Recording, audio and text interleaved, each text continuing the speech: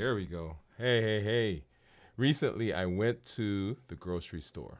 My son was sick, and I needed to get some orange juice. And so I rushed in. It was late. Had an interesting day. And so my plan was to go in, get the orange juice, and make my way back out.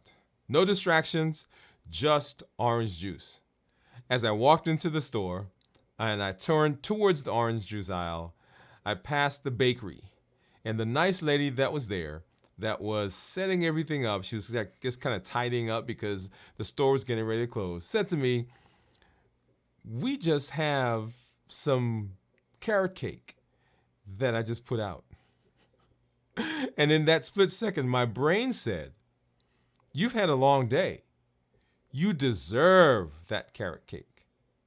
And so I walked over and I looked at the carrot cake. Remember, I was coming for juice. That's all I needed. Just juice to get for my son. And I walked in and I looked at the carrot cake and it looked so good. And so I grabbed a piece, right? Because I'm gonna feel comfortable. This is gonna make me feel good. It's gonna lower my cortisol level. It's going to help me feel a certain way.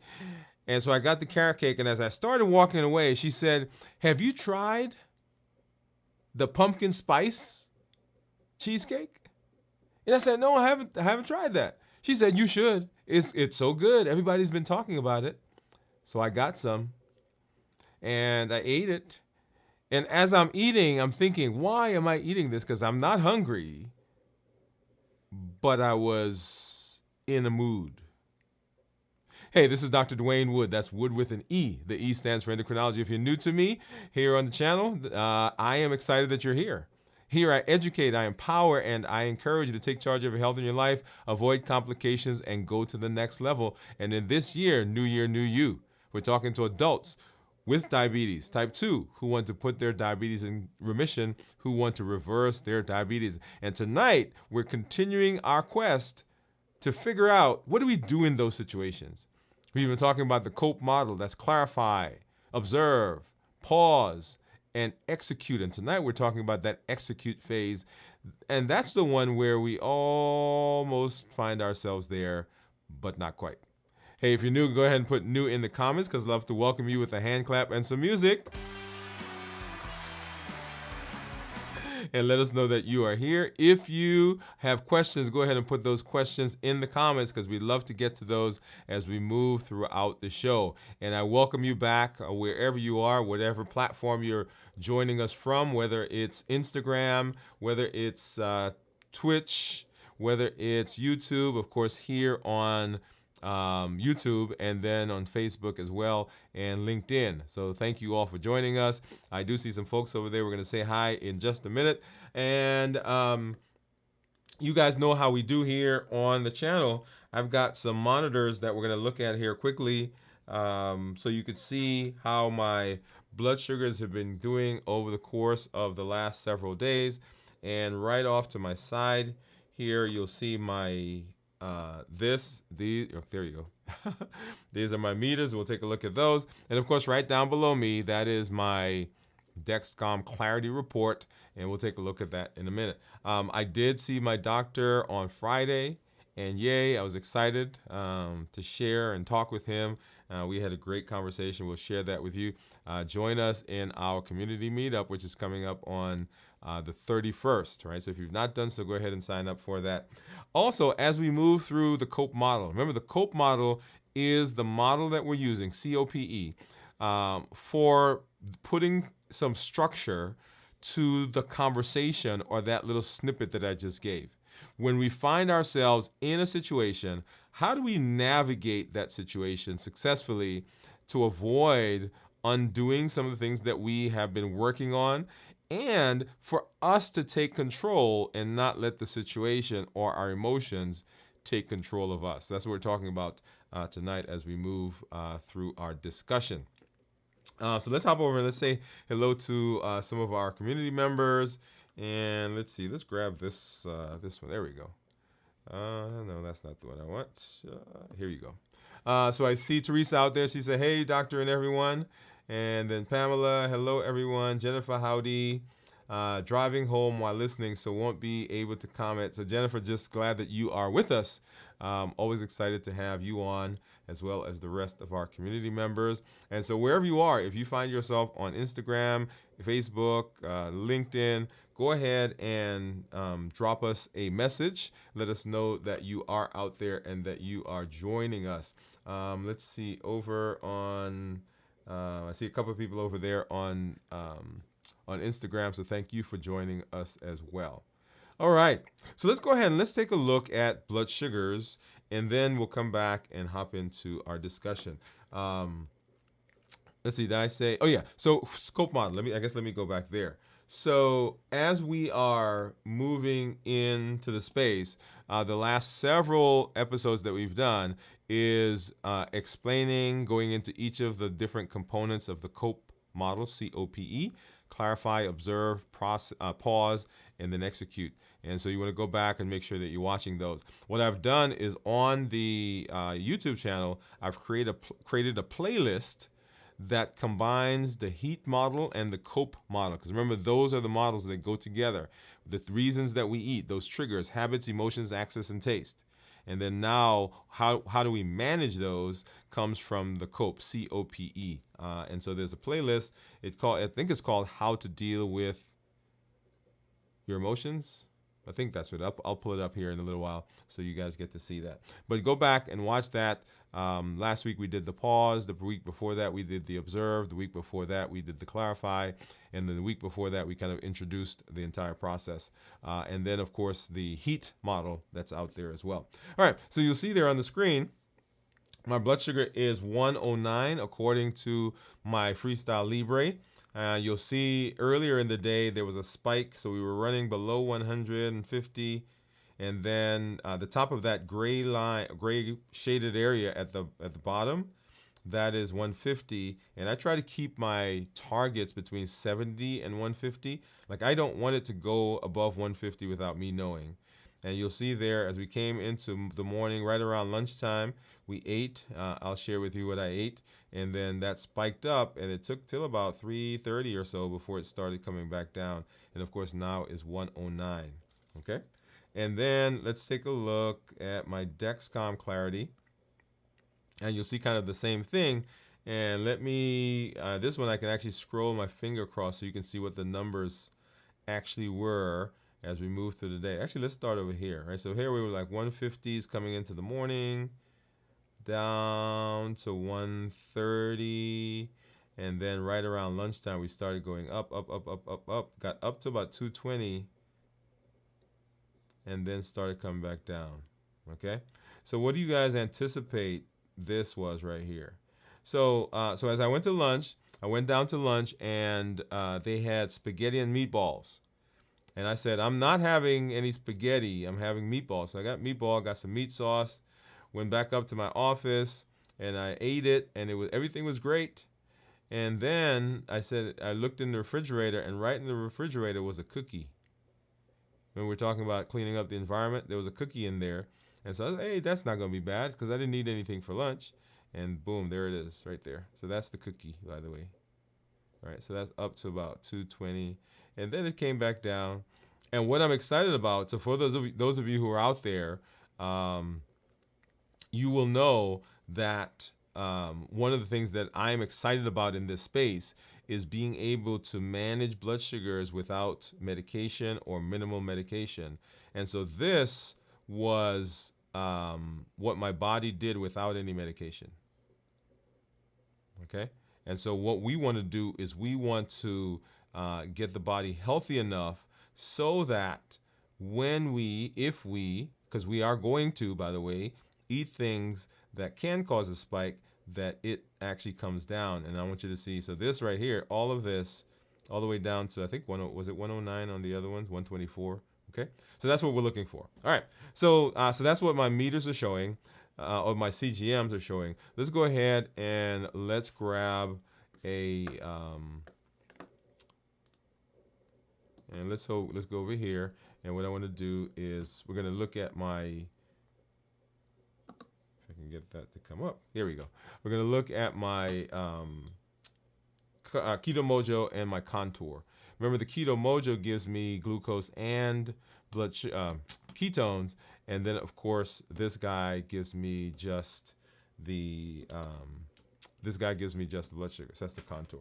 So let's go ahead and get that. And oh, well, so it looks like we might be just stuck with the Keto Mojo tonight. Ah, there it is. I heard something fall, but I didn't pay attention to what it was. Here we go. So here is, let me get this off the screen. So we're going to get a test strip over here, and get it into the Contour. And then the Keto Mojo, there are 2 strips for that one. And I encourage you, if you're out there, if you're trying to deal with metabolic disease, if you are dealing with high blood pressure, blood sugars, any of those things, if you are following along with us, I encourage everyone to get a monitor at least, and then if you can, get a monitor that actually checks ketones. So I'm going to keep this one open because that's the test strip for the ketones. And let's go ahead and get these guys started. And as you guys know, I've become kind of partial to just the Lancet itself. And this is similar to the other one. It's a little bulkier, and we'll see how this one is. But basically, you turn the top off. Usually, this would go into a Lansing device. It's a spring-loaded device that you pop it in, and then when you hit the button, this comes out and gives you a finger poke. But I just really kind of find a finger and stick that in there. Okay, so this one is a little thicker than the ones I was using last week, so it doesn't hurt as much, but I don't think it makes as big a I don't get as much blood, but we'll see. Okay, that was pretty good. If you guys remember, a couple weeks ago, I was having to stick myself I think I stuck myself 3 times on one of the episodes. All right, so let's see what that is. So 109 here with the Keto Mojo. And then while that's doing, I'm going to make sure I get another drop of blood. And 128 for the Contour. And let me pop this on the screen. And you see this is closer to the, right up here. Yeah, right there. It's closer to the Dexcom. So let's go ahead and grab a strip for the ketones. What do you think my ketones are going to be? I would anticipate, well, I'm not going to say what I anticipate, but I had that spike earlier today. So if I had any ketones, they're probably gone. Okay, so we'll let that run, and then we'll come back and look at that here in just a little while. Awesome. So go ahead and pop in what you think my ketones are going to be. If you think you know, you can go ahead and give a guess. Okay. All right. So let's get to it. Let's get to it. All right. So we're talking about the execute part of our C.O.P.E model. And remember what the C.O.P.E model is doing for us. What is it that we are intending to do? And to do this, let's have a little conversation.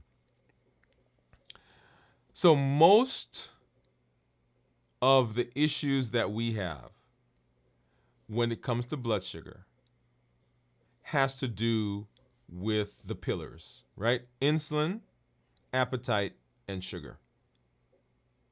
Right? So when we talk about diabetes, and remember, those are the pillars. We decrease insulin, we suppress the appetite, and we reduce sugar. That's it. If we can do those 3 things, then we pretty much have managed our diabetes, and we put our diabetes in remission. In fact, in the office, I have people who've been talking to me over the last several weeks. People who are now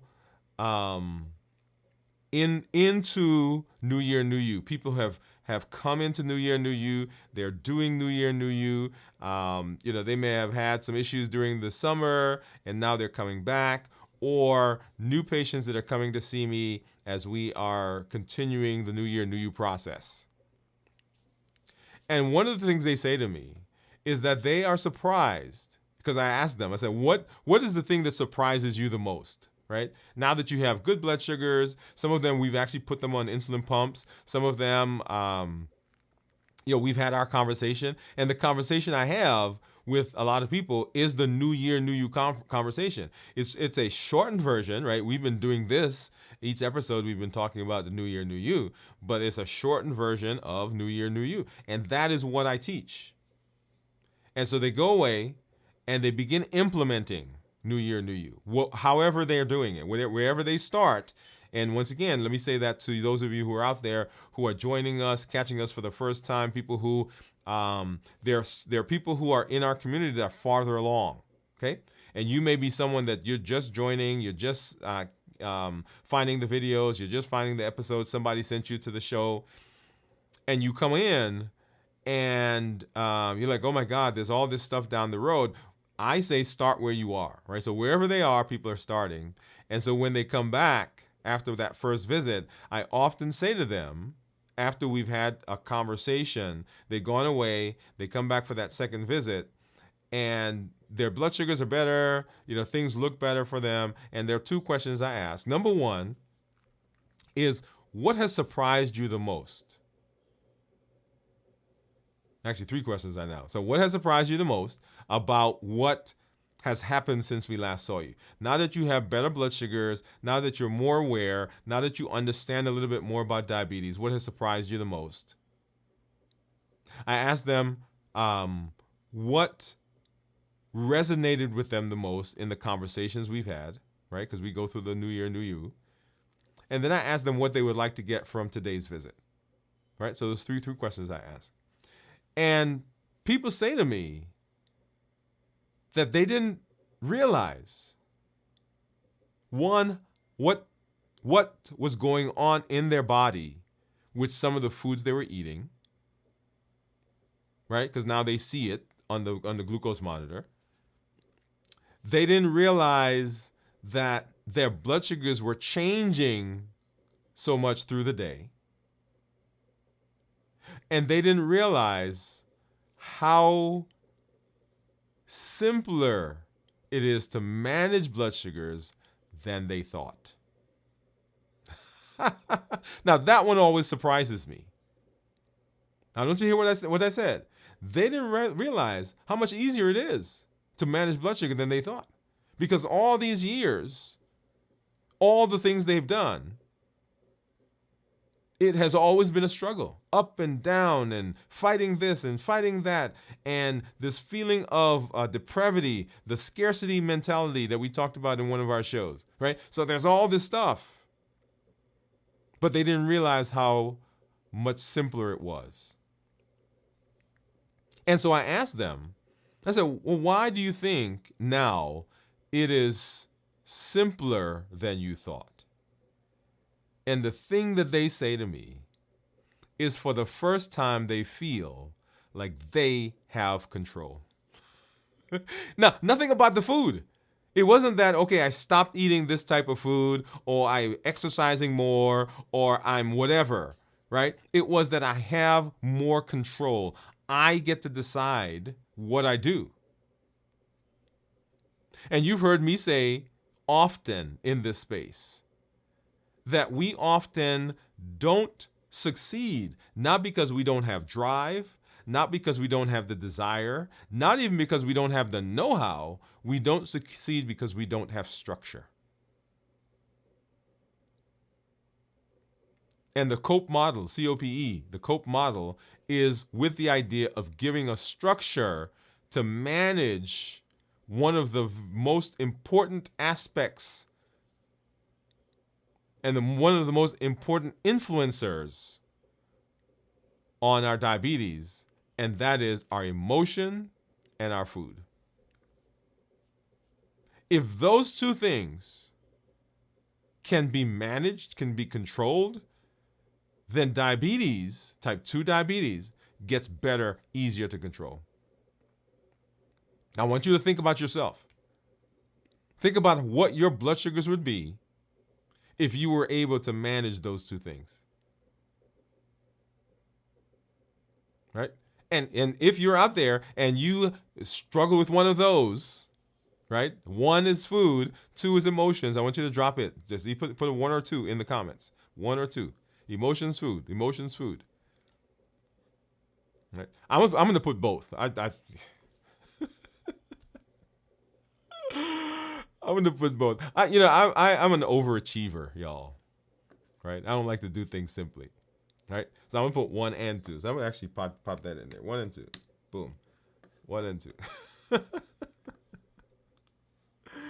I'm gonna put one and two. There we go. Okay. So if we can manage those two. And so the C.O.P.E model is a way to begin working through how do we take control? How do we get back to the point where we are the ones that are in control? Okay? Now, let me set this up because here it is. Here it is. Here it is. And I don't know why this scenario, this model comes to my mind, but I think it comes from my dad. Right? My dad liked westerns and war movies, and so if you're out there, I grew up watching old movies like Bonanza, Gunsmoke, Big Valley. Anyway, so those kinds of things, right? And so I imagine people who are diabetic, type 2 diabetes, and type 1 too. We bring them in here. So just diabetes in general. And it's kind of like being on the back of a wagon, right? There's a family and they're moving out west. And everybody's on the wagon, and there's a little kid on the back of the wagon. He's got a piece of wood, a piece of stick, and he's got a pocket knife.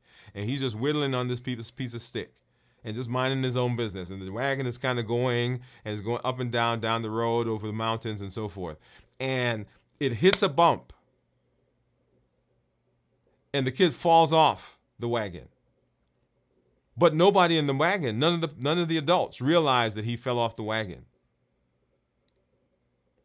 And so for the rest of the movie, you see the kid chasing behind the wagon, trying to get back on the wagon. And just sometimes when he gets just there and his hand's about to grab the wagon moves on. Or it goes down the road or moves a little faster. And so he's kind of winding his way throughout the movie, just running behind this wagon, trying to get back on. And that's the mentality. That's the place that a lot of people find themselves when they're dealing with their diabetes. They feel out of control. They feel alone. They feel that it's always just out of their grasp. That just when they seem to be getting it, something changes. That is a defeating idea. That is an idea that does not empower you. Because everything is out of your control. I have no control over my space, over me. But I want to have you change the scenario. Right? I want to give you a different scenario to use. Because I don't like when people say to me, they fell off the wagon. Or they went off the ranch, or they went off something, went off the rails. And I don't like it, not because I don't like the words. I don't like it because what it does to the person. Because I can see it, I can hear it in their voice. I can feel the defeat. I can feel throw their hands up in the air. I don't like it for what it does for my clients, for my patients, because it puts them in a box that they seem unable to break out of. And so here's the new scenario. Same movie, same kid, but he's on a stagecoach. And the stagecoach is moving, and it comes to a town. And the kid looks around, he looks out, and he says, "Hey, I'm going to get off here." And he gets off the stagecoach, and he hangs out in the town. And he hangs out as long as he wants because he knows either tomorrow or the next day or next month, another stagecoach is coming. And when the stagecoach comes, he gets back on the stagecoach and he goes on his way. I love it. So notice that he decided to get off. He made the choice to get off the stagecoach because he liked where the town was. He saw something in the town that he was interested in. So he got off, got into town, did whatever he did, whatever he wanted to do. And then when he was ready, when the next stagecoach came, he got on the stagecoach and he kept going. This puts the power in your hand. I want you to imagine yourself on the stagecoach, and you are the one coming into the town on the stagecoach. You're the one making the decision to get off the stagecoach. You're the one making the decision to do whatever needs to be done in the town. And you're the one, when the stagecoach comes again, gets to decide when to get back on the stagecoach, and then you go on your way. It is empowering,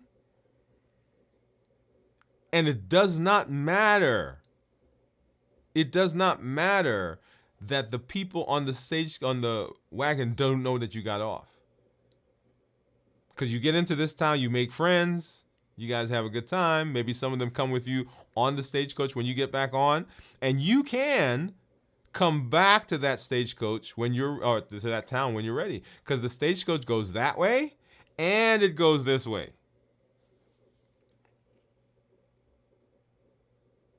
So the C.O.P.E model is a structure that takes us from the defeating idea to an empowering idea. So I want you to remember that story. I want you to share that with everybody that you know. Now, that's a story I came up with, by the way, right? I don't know where it came from, but think my dad. Okay? You guys got it so far? All right. Now, having said that, so we've walked through the C.O.P.E model, right? So we clarify. So something happens, and the amygdala takes over. Remember, the amygdala, that's that basal brain. That's the brain that says, I got to get out of here. That's the brain that says, I got to eat. That's the brain that says, I got to do something to make myself feel better. My boss yelled at me. I had an argument with my husband or my wife. Someone in the family died. I'm not satisfied with my life. I'm not satisfied with how I look. I'm not satisfied with my blood sugar. I've had a heart attack. Whatever it is, there is some emotion or some situation that has triggered us, and the amygdala has taken over. And it is ready to do whatever it needs to do to, quote unquote, help you to stay safe. Remember, that's what the amygdala does.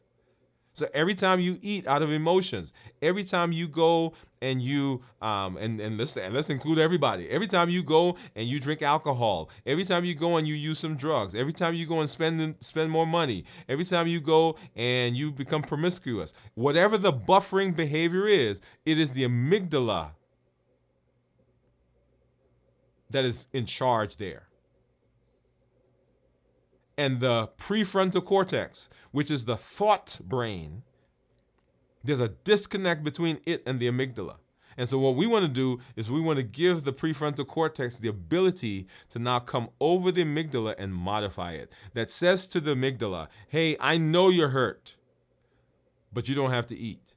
I know that you miss mama or daddy or cousin or auntie, but you don't have to do that buffering behavior. I know that right now you don't want to feel whatever that is, but we can do something else. The prefrontal cortex is the thought process. It is the thinking part of the brain that covers the amygdala that says, hey, we don't have to keep doing this.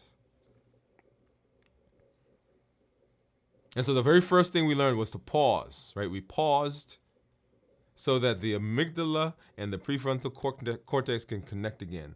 We pause, and then we observe, where is it in my body? How am I feeling? Am I feeling tense? Is my head hot? Right? Am I mad? Am I anxious because I feel it in my stomach? Butterflies in my stomach? Am I frustrated because my fists are clenched and my jaws are clenched? Right? Where am I feeling it? So we clarified what's going on. It's not hunger. Where is it in my body? We observe. And we paused, processed, and we picked, right? We paused to kind of make sure we know where we are, we're centered. We processed what just happened, and we picked a different behavior other than the buffering behavior. So that's where we've been so far. And tonight, we want to talk in this episode about executing. How do we execute that thing? How do we execute in that space. Okay? So take control and execute healthy habits. So what is the importance of executing, right? So that's a backdrop. So what's the importance of executing? Number one, we want to turn insight into action. We want to turn insight into action. We want to turn knowledge into power. Those are the first two steps or first two components of our Triple E formula. We educate, that's the knowledge, and we empower, that's the tool. So the execution step takes the insight that you have, right? You've clarified, okay, I'm not hungry. I'm frustrated, I'm angry. Where am I feeling it? In my body, I'm tense, right? So you get to identify that. I've paused and I've processed, and now I've picked what it is that I'm going to do, but it's still on paper. Right? So it does not take life until you do something. So the execution is the active arm of the C.O.P.E model. It is where the power comes in. The execution step is where the reflection transforms into behavior. You can keep thinking and processing and learning and all of those things forever, but if you don't put it into action, that's all it is. It's just theory at that point. And you continue to stay in that cycle, right? So you got to, in that scenario that I gave, you got to get off the stagecoach. You have to decide. You have to make a decision that I'm getting off, right? And you have to make a decision that I'm getting back on. So it transforms what we think. It transforms the insights that we've gained into behavior. Number one. Number two, it builds new habits. So every time we execute, every time we do it, every time we enact it, every time we step off the coach, every time we step back on the coach, every time we process the stuff, every time we make a decision and do something, we're building new habits. Every time you do it, you're rewiring the brain. Now, I think I said to you guys in one of the shows, I said the first time you do the C.O.P.E model, it's probably not going to work. Or it will work inefficiently. Why? Because it's not natural. It's not what you're normally used to. It's not the way you've been functioning. It's not the way you handle stuff now. One of the things one of my doctors, I think I told you that my doctor retired recently, but for years he's been trying to get me to come out with him to play golf. Big golfer, okay? And if you played golf, or if you played any kind of sport, then you know the first time you touch the ball, the basketball, the first time you hold a football, the first time you grab a ball to throw a baseball, the first time you hold the golf clubs.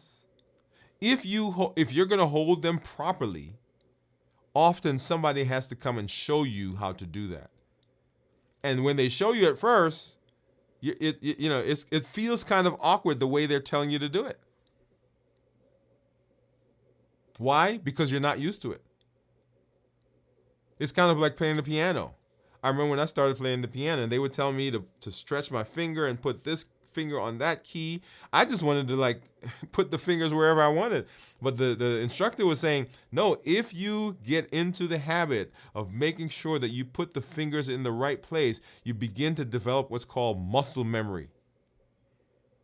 And muscle memory says that now when I sit at the piano and I put my fingers on the keys, the fingers go where they're supposed to be.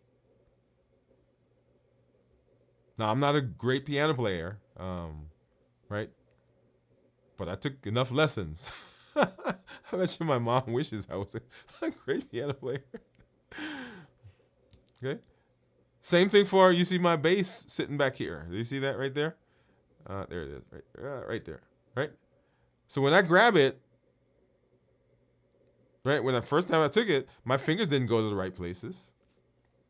And even now sometimes, whole nother conversation. But what you're doing when you're enacting it, when you're doing it, you're rewiring the brain. You're building new habits by repeatedly executing healthy actions that align with your values and with your goals. And after a while, you beat that pattern into the brain. It's called neuroplasticity. Neuroplasticity says that when we do things repeatedly, the brain is making new connections. There are new neurons. There are new neurons that are being built. So you're building new habits. And then you're avoiding buffering behaviors. Every time you execute, and I want you to know that you're not executing perfectly, you're executing poorly, you're executing horribly, you're executing incompletely. But every time you execute, you're putting another notch in breaking the cycle of buffering that you were used to. Emotional eating, scrolling on the computer, procrastination, any of those buffering behaviors. Every time you do it, you're breaking the cycle of buffering. Psychological, emotional friction. These are some concepts we got to introduce as we move into the discussion further. So psychological friction is a combination of the mental barriers that make it difficult for us to take action. There are a bunch of things in our mind that make it difficult to take action, even though intellectually we know the right action. It's kind of like when I was at the grocery store that night when I went to get the orange juice. In my head, I knew that I didn't need that carrot cake. And then when I got the carrot cake, I knew I didn't need the cheesecake. I knew it here. But what was it that pushed me to get it anyway? Right? That's the friction. That's the psychological barriers that come in. Remember, the brain will take the path of least resistance. It was like, I don't want to make a decision right now, so let's just have the cake. Because if I'm going to make the decision, that means I've got to stop, I've got to clarify, I've got to observe, I've got to, right? So it's going, and the brain's like, I don't want to do all that. Just get the cake, let's eat it, be done. We'll start tomorrow. So that's the psychological friction.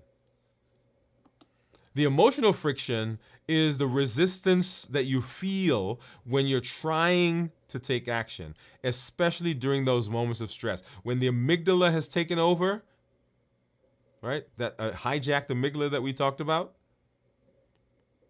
that distress that you feel, the friction that's there. And often that stems from fear, discomfort, some deeply ingrained habit that we have used in the past that provide emotional relief. Remember that we don't just do things to do things. We do things because we've gotten some benefit from it in the past. Right? So people say, oh, I just like to eat ice cream. Oh, I just like to do that. Right? Well, if it was just a like and I taught you, hey, this thing is causing damage, then if that's all it was, it wouldn't be an issue.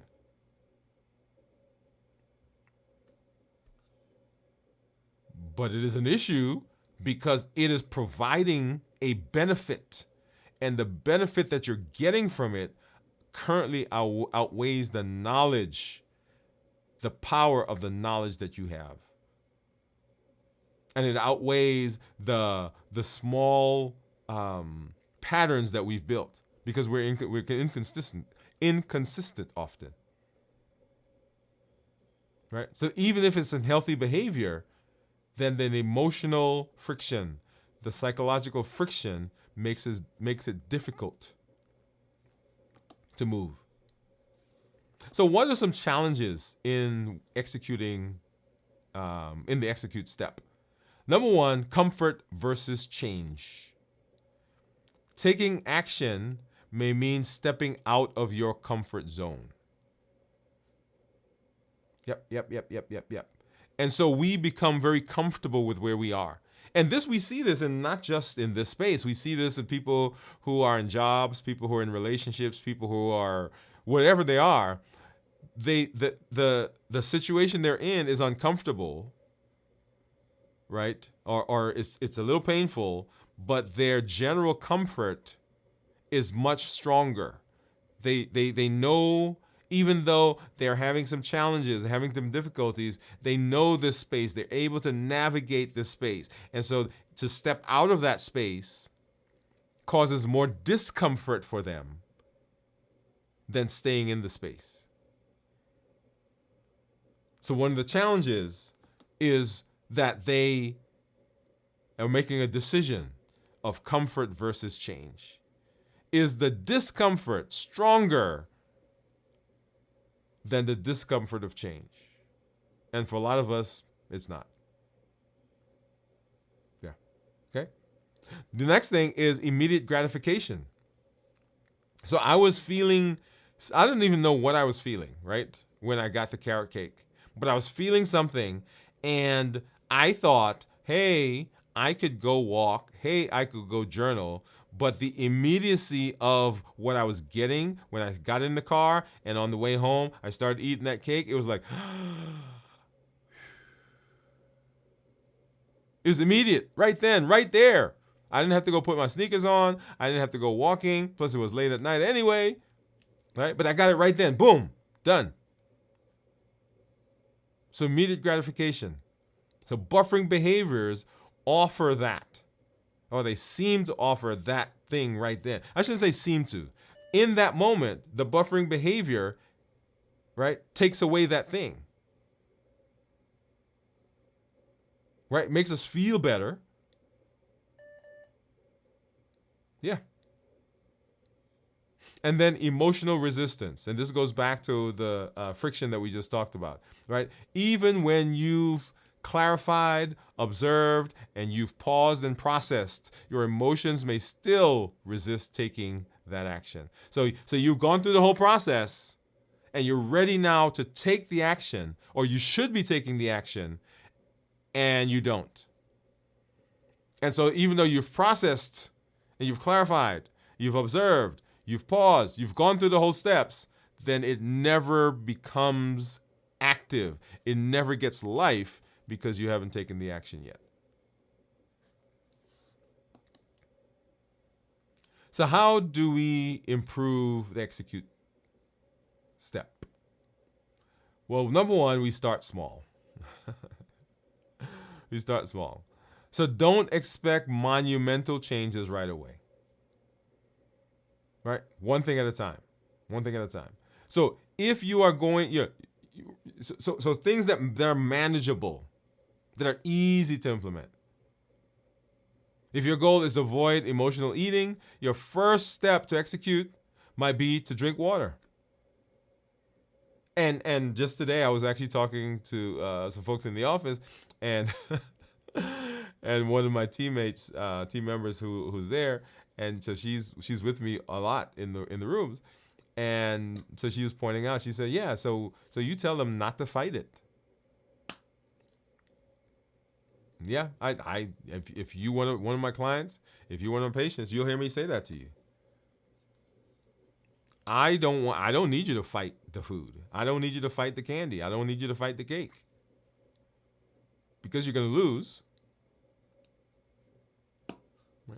Because you've not developed yet the ability to overcome the emotions that come with the thing. Right? And I think it's interesting. I think it's interesting when we talk to people within this space. All right, so you guys, I'm getting on my soapbox for a minute. So I think it's interesting when we talk to people in this space, and this is what I mean. In all other areas of our lives, I shouldn't say all, a lot of other areas. Let me say it that way. We give people training and we give them time. You go to a new job. Even though you have done that job for the last 10 years, when you go to the new organization, what do? They train you over time. Now, it may be a short training and a short time, but they don't just take you and plop you wherever you're supposed to be. They're like, hey, this is our manual. This is how we do it. These are this. And they go through the whole process. They train you over time. And I always find it interesting that we would take a person who has been doing something for 50 years, 60 years, and we bring them in to my office, and then we say to them, hey, when you come back next week, you need to be eating differently. All the stuff that you ever eaten before, you got to stop it. Hey, all the stuff that you've been doing. Yeah, anyway, you get the idea, right? So we go through this whole list and say, okay, all this stuff you got to stop. And you got to do it by next week when you come back. And if that patient, that client, that person comes back and they're not towing the line, they're not in the box that we've put them in, we say that that patient, here's the word, that patient is non-adherent.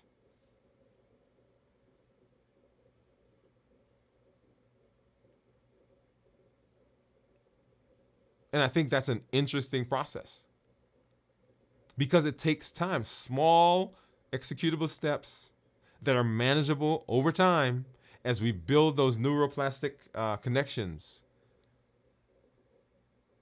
Right. So first of all, if you're trying to eat better, drink some water. The first time it happens, I tell people while you're eating the carrot cake, I need you to be wondering. I need you to start processing. Why am I eating the carrot cake? I don't need you to not eat it, but I need you to make a conversation with yourself while you're eating it. Hey, why am I eating this? Right? Because you're starting a process.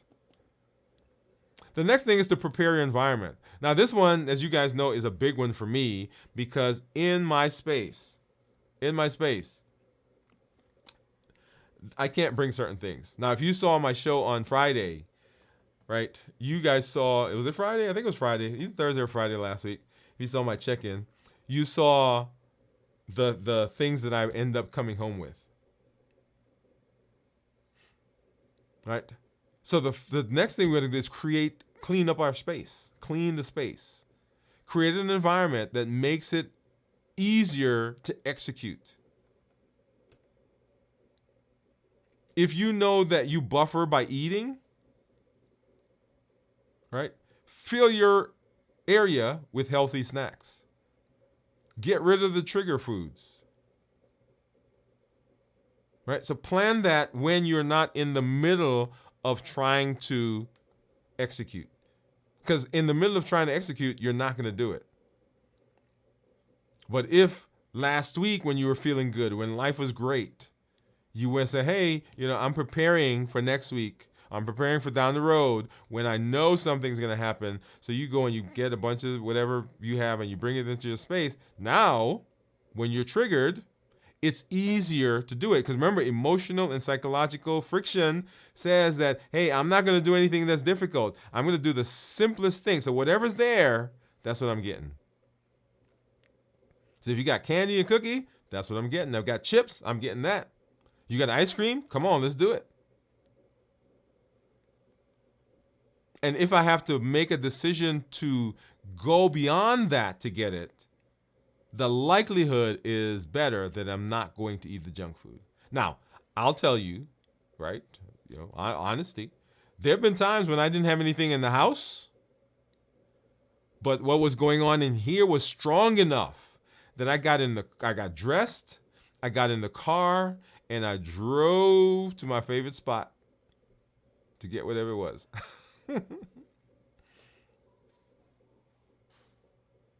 That's what I'm telling you, how strong this is. And so our goal is to create an environment that's conducive. And as you learn, right, so I don't drive that much anymore. Right, so fill your area with healthy things. If you want to exercise, have your workout clothes ready to go. Because if you wake up in the morning and then you're trying to do it, the likelihood of it getting done is lower. Reduce the friction and allow your brain to make the easy choice. I shouldn't say make the, because it's going to make the easy choice anyway. Allow it to make the easy, healthy choice.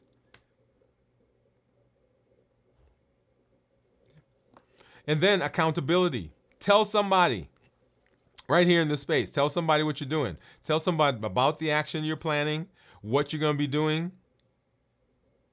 Should be a friend, a partner, social media post. Having accountability makes it more likely you'll follow through. Knowing somebody else is out there, somebody's aware, we don't want to disappoint people. Like often, the things I don't get because I don't want to disappoint you guys. Right? Truth in broadcasting. Right? Because I sure enough wanted to grab another one of those hump cookies today. And this is funny. I need to get a picture of it. And I call them the hump cookies. And I forgot where they're from. I don't remember the name, but if you live here in town, you know what I'm talking about. It's a cookie and it has a little hump on top of it. Right? I call it the hump cookies. They are so good, y'all. Okay. And as I was leaving the office today, I said I need to throw these away because I'm talking tonight about cleaning up my environment. So knowing somebody, knowing somebody's watching, right? Okay. So accountability, right? So once again, that's another one of the parts of our Triple E formula for success. We educate, we empower, and we encourage. Encouragement is accountability. Encouragement is community. Okay? And then we want to reflect on our why. What is the thing that is driving us? What is beneath us? What is the thing that is pushing us to do this? Okay. Now here's an interesting one. Okay. And let me I'll tell you guys everything anyway. So one of the things that helps me is that I've got a young man at my house who's growing. And I want to be around for him. And the way I was going before, the amount of time that I would have had with him was getting shorter. And so whenever I think about that, even now as I'm telling you, there is a part of me that there's a little bit of pain that I feel because I think of all the time that I've wasted. Right? The shortening that I've done. But that's where, and you guys don't know that's where unlimited comes from. Right? When I talk about unlimited potential, and you always hear me say, it doesn't matter the choices that you've made back there. It doesn't matter the consequences of the choices you've made in the past. Right here, right now, you can make a decision to chart your future destiny by making a change right now. Right? Because back then it's done. I can't do anything about then. But right here, I can decide what I do going forward. Okay? So remind yourself of your why, because it will get you through those times when it gets challenging. Keep your long-term goals in mind, and this can help you overcome some of that short-term discomfort that you feel, right? Because you're like, I want that cookie so bad I can taste it. Yeah. Right? So those short-term discomforts. And then use habit stacking. And so one of the things that I want to do is, so we're going through the C.O.P.E model. And there are a couple of things that we're going to actually come back about, because if you remember, all the components of the C.O.P.E model have as their initial component a pause. So when we're clarifying In order for us to clarify, we got to pause. Remember, I gave the analogy of the paddles that they use when they shock somebody on TV, right? And boom, right? Turn it up to 360 joules, boom, right? And so most people think that in that process, what we're doing is we're jump starting the heart, right? We're giving it a jolt to get it started. And actually, that's not the case. What we're doing is we're actually stopping the heart. Yeah, everybody's surprised when I say that. So we're stopping the heart because we're hoping that the part that's supposed to be in charge comes back and takes over the other parts of the heart. Because what's happening is different parts of the heart are doing different things, and they're not allowing the heart to do what it's supposed to do. Because it's supposed to pump like this, right? Poof, poof, poof, poof. So all parts of the heart are supposed to contract in a rhythmic manner. But right now what's going is all parts of the hearts are going like this. Everybody's doing what they want to do. And there's a guy up here that's supposed to be the part that's in charge. And so what we do is everything is doing like that. We stop it. And we wait, and we wait, and we wait, because we're hoping that there's a part of the heart that's supposed to take over. We're hoping it comes back and that it takes over. So the pause is that process of stopping the amygdala hijack, right? Because the amygdala is doing what it wants to do, and we're pausing, we're stopping it, because now we want the prefrontal cortex, which is supposed to be in charge. We want it to come over. It's kind of like you see a tiger and you want to run, right? That's the amygdala. But the prefrontal cortex, if it has the power, it says, wait a minute, we see a tiger and we should be running, except that the tiger is in the zoo. So we don't have to run. See what happened? The amygdala still saw the same thing, but the prefrontal cortex gave it context. That boss yelled at you, but that doesn't mean that you're a terrible person. That relationship that I had, we just had an argument, but that doesn't mean that it's over. I was hurt because of whatever, but that doesn't mean that I have to eat. Right? Amygdala with the prefrontal cortex on top of it. And so when we're talking about behaviors, so what I want to do is I want to come back. We're going to talk about pause. That's where I started. We're also going to come back. We're going to talk about some tools that we're going to be using that we can use to help with the entire C.O.P.E model, but specifically the execute part. Okay. But one of the tools is this idea of habit stacking. And habit stacking is what you're tying an action to something you already do. So I finish eating, you already do that, and I'm going to go walk. So every time you finish eating now, it begins to associate with walking. Or I'm going to brush my teeth, and then I'm going to journal. Right? So you got a new habit. So you tie a behavior to something you already do.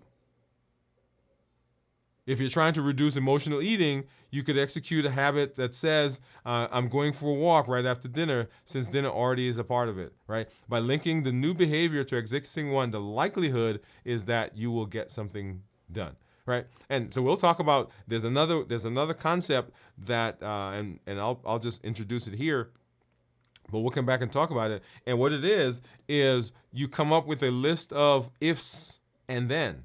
So if I get angry, I'm going to breathe twice. I'm going to take 2 deep breaths. If I get frustrated, I'm going to go walk for 2 minutes. If I am bored, I'm going to put on my sneakers. Notice I didn't say go walking. They just put on sneakers. So if and then. So you're doing an action. So it's automatic. You don't have to think about it anymore. So next time that happens, right, you've already got this list. Okay, hey, I'm angry. I'm supposed to go do this. Hey, I'm frustrated. I'm supposed to go do this. It's already done. Your brain doesn't have to make any decisions. All right, so we'll come back and talk about that. But habit stacking. So you're linking the new behavior to the habit that you already have. And then I want to talk a little bit about the role of repetition in the execute step. Right? Execution is about consistency, not perfection. First idea I want you to get. So every time you do it, So I hear my son out there, and he's practicing piano. He's practicing a piano. So he's got a piece he's working on. Okay. And one of the things that I've told him is, and I see this a lot for people who practice whatever they're practicing, but music is, I think, that's the thing that's closest to me. And so what they'll do is they'll get a piece, they'll put it on the piano or whatever instrument, and they'll start going through it, and they'll get through the first half of the page, the first measure, the first, right? And then they'll stop, and they'll go back to the top, and they'll play it. And then they stop, and they go back to the top, and they play it. And they're always stopping at the same point. And what I say to them and to him is, no, play the whole thing. He said, but I don't know it. I said, that's okay. Just play the whole thing.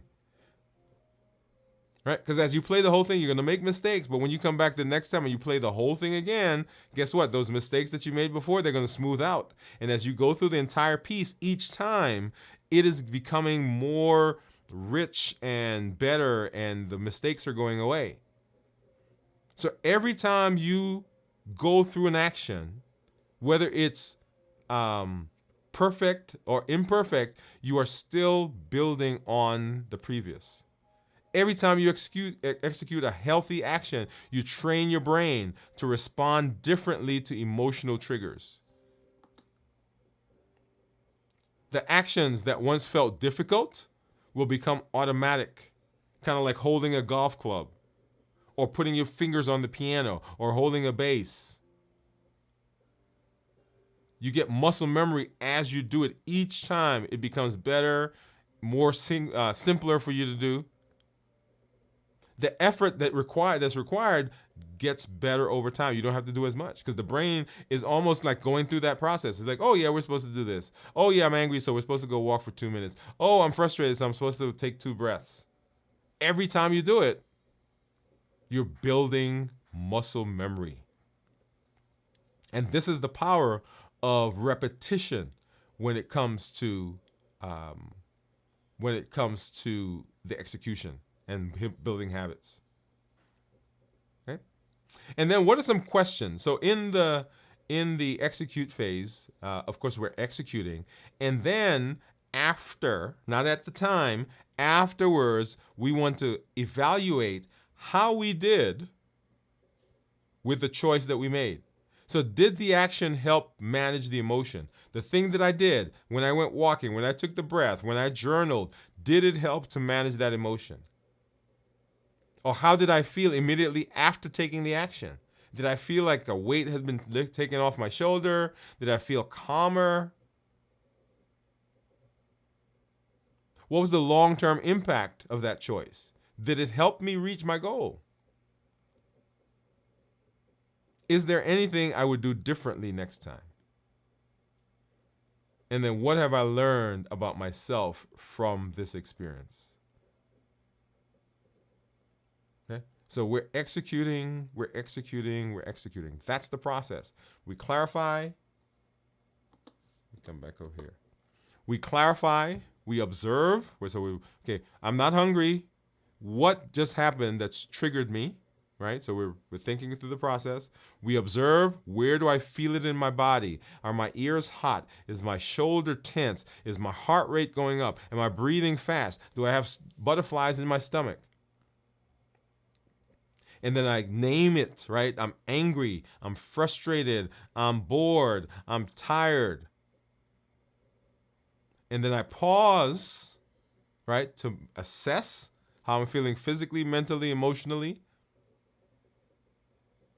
I pause, I process it, and then I pick something, right? So what am I going to do? I'm going to walk, I'm going to do deep breathing, I'm going to do meditation, I'm going to do yoga, I'm going to do journaling. So I'm picking a behavior that's different from my normal buffering behavior. So I normally eat, but I'm not going to do that. I'm going to do something else, right? Because now we got a bunch of things in our bag, right? So we need to go through that bag and talk about some of those things. So that's what I'm going to do. And then I get up and I go execute it. Because if I think about it, that's great, but it doesn't get life until I do it. And that's what we talked about today, executing the process. How do How do we overcome some of that? What are some things that we could put in place to help us better able to execute? And so here's a quick example. Let's go through, right? So you've had a stressful day at work, and you go, and your go-to response is to grab snacks and veg out in front of the TV. But today you're using the C.O.P.E model. Hey, you heard Dr. Woode, right? You came on, new year, new you. And so you decide, right, that you're going to go through the process. So you realize that the trigger is stress and you're not hungry. You just want to escape the stress. You just want to veg out. Okay? So you observe, your body feels tense, and you recognize that you're craving support, you're craving comfort.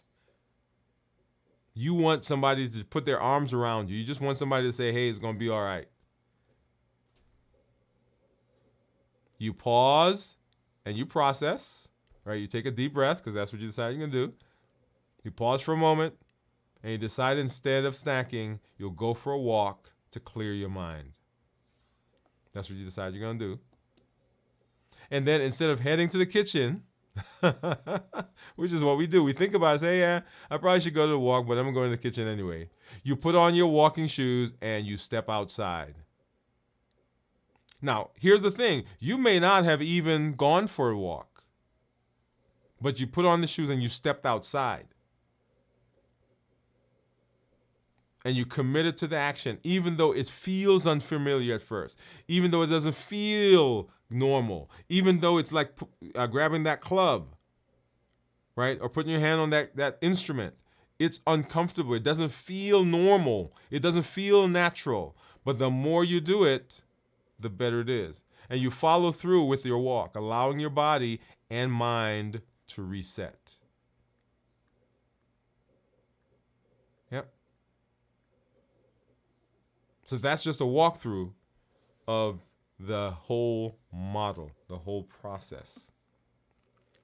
Now, we're going to come back. We're going to have to come back because we've got a couple of other things that we're going to talk about as we round this out, as we give some tools. There is a process with the execute part that we want to talk about.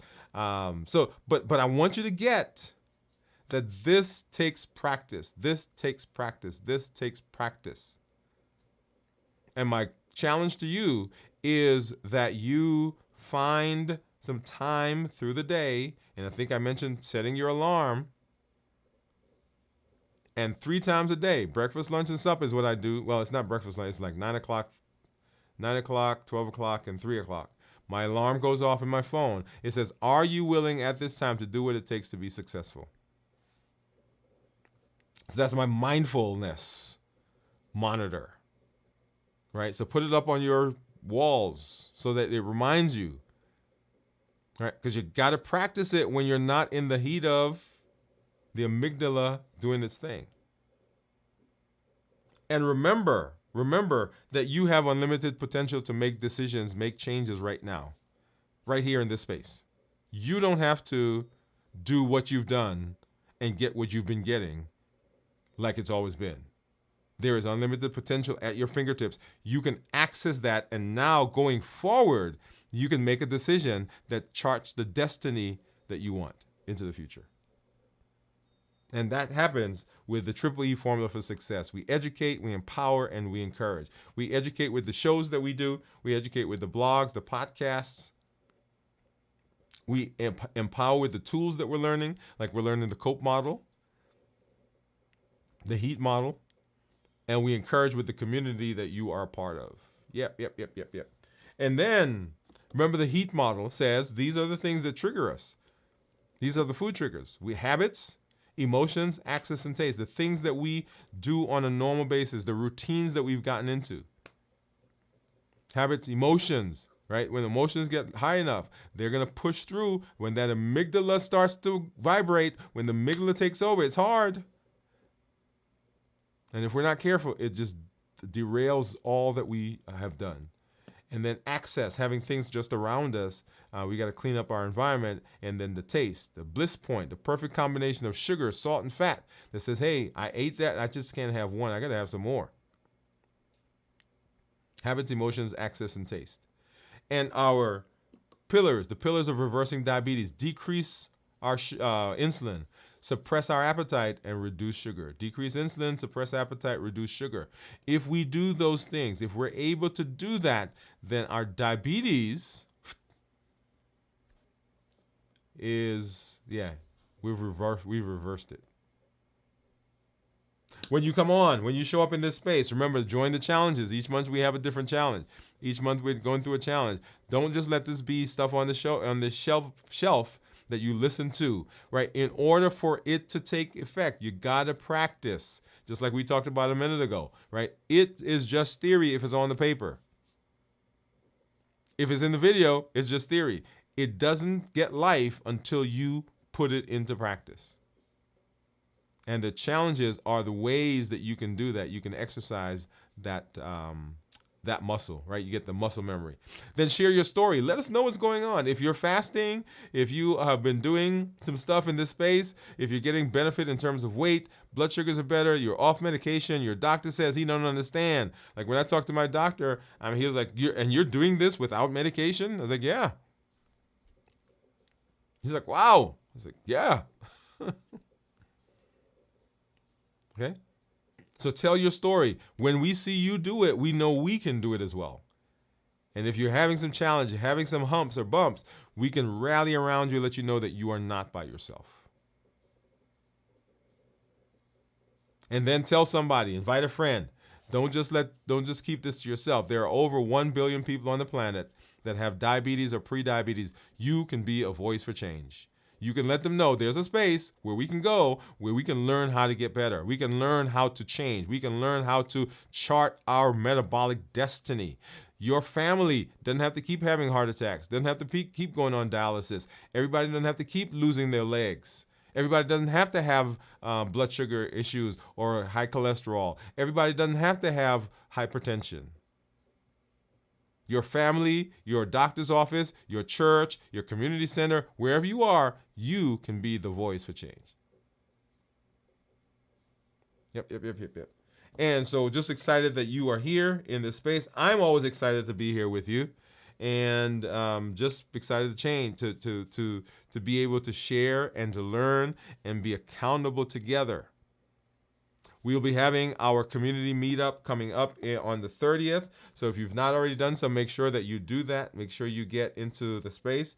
You'll see that link coming over here into the chat.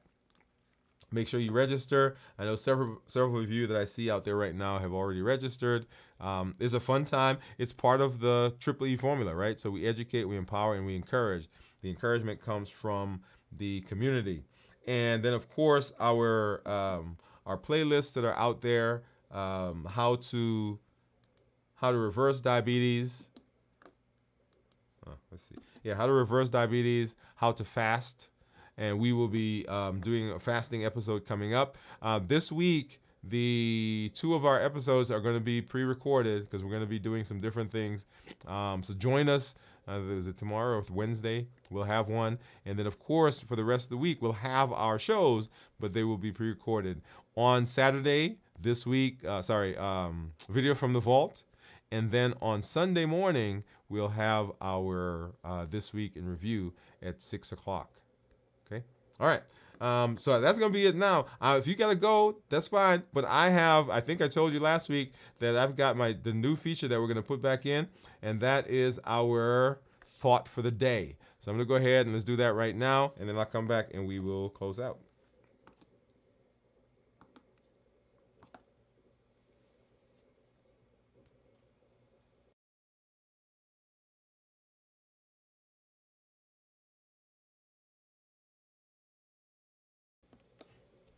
And so the thought for the day is this: the strength of resilience.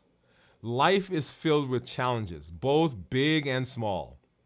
Whether it's a health issue, a personal setback, or an unexpected change, we're all bound to face something, some moment that tests our resolve. But what truly defines us isn't the challenge itself. It's not what's happening. It's how we respond to them. That's where resilience comes in.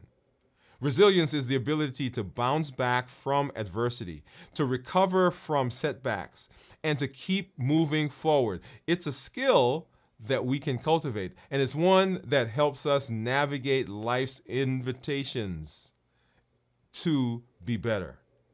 It's one that helps us through what's inevitably going to come. The storms that show up, we can get through those with greater ease. Resilience doesn't mean we won't experience them, and it doesn't mean that we won't have pain.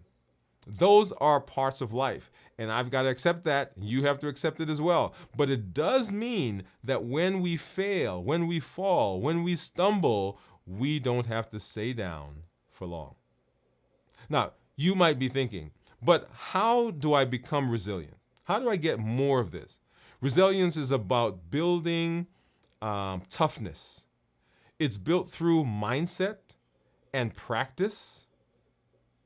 And today I want to offer a few steps to help you cultivate your resilience in your life. Number one, embrace challenges as opportunities for growth. Often we see challenges as things to be avoided. Oh, I don't want that. It's too difficult. I'm not going to do that because. But what if you could see them as opportunities? Every difficult situation we face teaches us something. When we shift our mindset, we see challenges as chances to grow. We gain power over our situation. It's no longer something that happened to us, but it's something that helps us shape our future. Take a moment to think about a challenge that you faced recently. How did it impact you? What did you learn? Even if the outcome wasn't what you were expected and what you hoped for. What did you gain from that experience? This reflection is key to building resilience because it helps you to see the value of adversity. Number two, cultivate a support system. Resilience doesn't mean going it alone. In fact, those who are resilient often have strong support systems around them, whether it's a friend, a family, a community. Leaning on other people during those times can provide strength that you didn't think you knew you had, and the strength that you need to keep going. Don't be afraid to ask for help or to share your struggles with those around you. Resilience doesn't mean you have to carry the weight all by yourself. In fact, you shouldn't. But it gives you shoulders that you can lean on. Think about your support system. Who are the people you can turn to?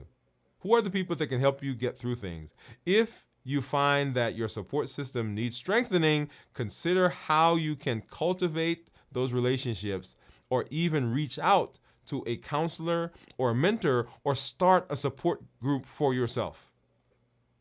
And then number three, focus on what you can control. When we're faced with difficult situations, it's easy to get overwhelmed and think about all the things that are going on that's out of our control. But resilience is about networking. It's about narrowing our focus to the things that we can control. This could be your attitude, it could be your effort, or how you choose to react to a situation. By focusing on the controllable, we regain a sense of power and reduce the feelings of hopelessness. So today, take a moment and identify what's within your control. What small step can you take, even right now, as you are in the process of facing adversity, to move forward? It doesn't have to be big, just something that helps you take back the power. Yeah. So, resilience is a journey. Resilience isn't about you building something overnight. And if it's not, then it's a destination, maybe? It's a journey. It's about the continually learning process. It's about the skills that you gain. It's about the interactions that you have. So whether the storms of life are right now or they're coming, or you just come out of it, you're able to stand strong, learn, and keep moving forward. Each of us has the capacity for resilience. It's in how we think, it's in how we respond, and how we care for ourselves that matters. Today, take a moment to reflect. How have you demonstrated resilience in your life? What challenges have you faced and grown from? And how can you continue building resilience as you move forward? And that is our thought for today.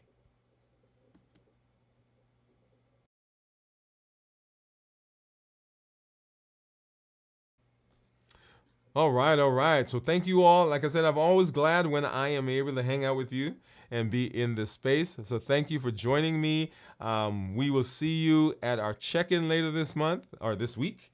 We will see you on Saturday for our video from the vault, on Sunday for This Week in Review, and then keep an eye out for our shows. If you're new, go ahead and drop us a message. Let us know what's going on. And even as we go through the week, let us know what's happening. Sign up for our community meetup that's coming up, and then we will see you when we see you.